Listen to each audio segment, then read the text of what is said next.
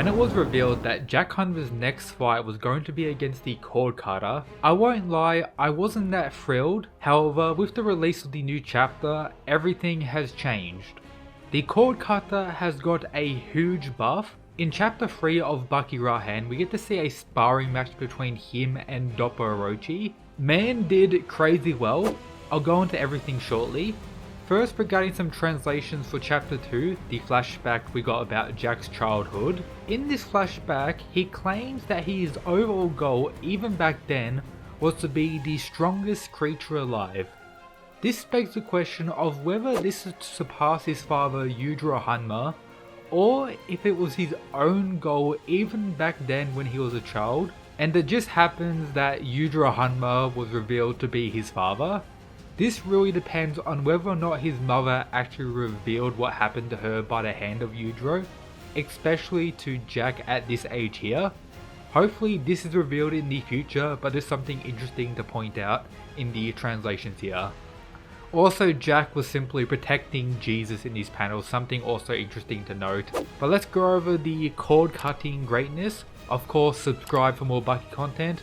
We're close to 100k, help me out, it's greatly appreciated. We cut to the karate dojo where Doppo is doing a demonstration of his cutting ability.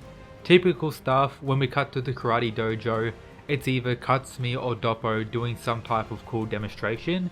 So far it seems like only Katsumi, Doppo and the cord cutter here, with him successfully replicating what Doppo just did with this cut, of course doing it in his own way with of course his super powerful fingers, the cord cutter using what he's good at. And it seems like he's actually the one to call out Doppo Orochi here, which does leave Katsumi fairly stunned. The cord cutter going into this fight hasn't had too much love in the Baki series. I mentioned this a little bit in my previous video, but his last dub I guess was all the way back in the maximum tournament against his brother. He did technically beat up Doyle quite a bit, and as a whole I would say he was the stronger one when it comes to hand-to-hand combat in that exchange. But still, he was outplayed regardless. Now going into this sparring match against Doppo, the master has been getting quite a bit of love in recent time in the Baki manga, especially Baki Dao the Sumo arc. At the start of that, he was able to flex on Baki a little bit in their little sparring match. Baki Hanma, you know, the second strongest character in the entire Baki series currently. Then in the sumo tournament, he did struggle a little bit, but he still won regardless. Then he faced Keiha and absolutely destroyed him. And now let's see what happens between their sparring match here. Doppo throws and lands this direct kick. It's clear that the cord cutter blocked it, but the impact is definitely still there, with Katsumi even being shocked by this. However, he just flips back, bounces on the side of the wall and comes back, not showing any signs of damage at all, which is pretty crazy. And this scene does remind me a little bit of Yujiro's fight against Sukune, where Yujiro went flying and bounced back real quick with no real damage. Katsumi is shown visibly sweating here after he was able to tank this attack somehow. And then we get it revealed. Doppo's leg is bleeding, meaning in that exchange the cord cutter was able to land one of his shots without really anyone realizing. Katsumi was probably more worried about him than his father, while in reality it should have been the other way around. So does this mean the cord cutter is now on Doppo's level, or maybe even stronger than him? Of course, we don't know exactly, but something for sure is that they're relative to one another, meaning my boy has finally rose through the ranks. Pretty impressive stuff. It's been quite some time, and I'm guessing he's gone through quite the training arc, not having really any appearances or any fights for years in the Baki manga. However, the big question here is, will this be enough to deal with the likes of Jack Hanma?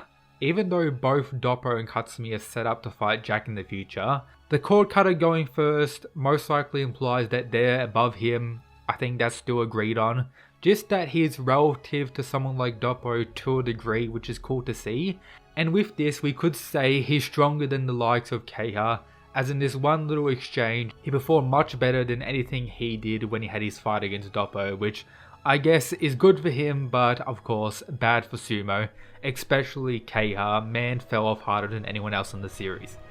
According to some rough translations I got for the chapter, After their exchange, they're talking about how this was just a sparring match and nothing really akin to a war. However, the real war is going to be against Jack Hanma. This of course should mean that the cord cutter wasn't really going all out in this fight, not considering a fight against Doppo an all out war, just a sparring match.